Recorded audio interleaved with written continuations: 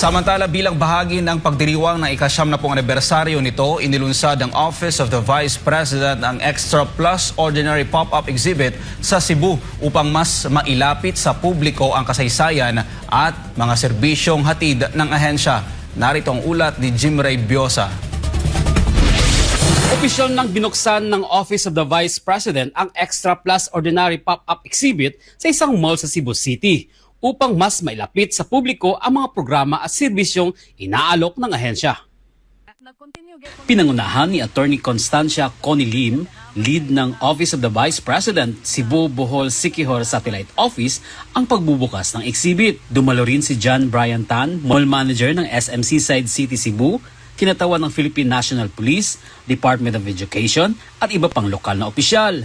Bukod sa pagpapakita ng 70 taong kasaysayan ng OVP, layunin ng exhibit na ipaalam sa publiko ang mga programang tulad ng medical assistance, social services at livelihood assistance na maaaring ma-access ng mga mamamayan. Nag-continue gyapon sa medical assistance nato ug akong burial ganaman tay mga party list nga dako kay natabang sa So maghatag yapon tag mga assistance kanang nahimo na sa office, burial, etc. tani.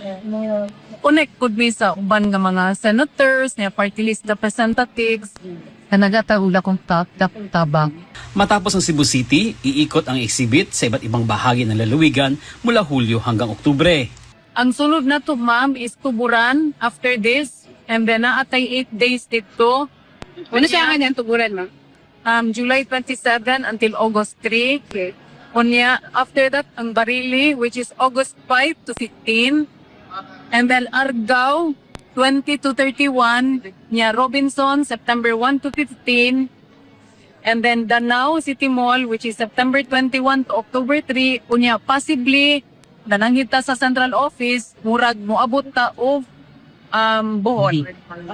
Libre at bukas sa publiko ang exhibit upang mas maraming mamamayan ang magkaroon ng kaalaman sa mga programa at serbisyong ipagkakaloob ng Office of the Vice President. Ako lang po ning i-take ang chance no to invite each and everyone, labi ng ato mga estudyante, to please visit. Kausapan ni ma'am. First, good ni. And then, at launching po ni sa Cebu niya, educational kaini po, especially for students. Kay, bisag ako ganing ma'am, okay ko gibaw ulit mo, si serious man niya atong first vice president.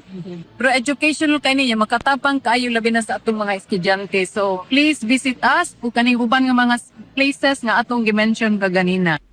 Ayon sa OVP, bahagi ang inisyatibong ito ng layunin nitong mailapit ang mga serbisyo ng pamahalaan sa mas maraming Pilipino, kabilang ang mga nasa malalayong komunidad.